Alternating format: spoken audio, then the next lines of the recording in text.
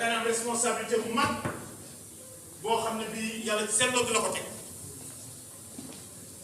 ndax da ngeen liggéey ci réew mi lu rëy loo xam ne Sénégal yépp ñoo ko rafet kon tey bu la agsee tey ci biir nii war ngeen cee tàggat seen bopp bu baax a baax yee ci tamit xale yi ne ñi nga xam ne ñoo yor population réew ndax am na loo xam ne ni am leen droit seetaan ndox nag bi ngeen ko xamee ba yéen ñëpp ngeen ciy bari seen waa ñu la kenn nag Cheikh Ahmed Tidiane Gadio maa ngi lay ziar bu baax a baax Maxtaar maa ngi lay ziar si la Maxtaar Seck maa ngi lay dokkeel bu baree bay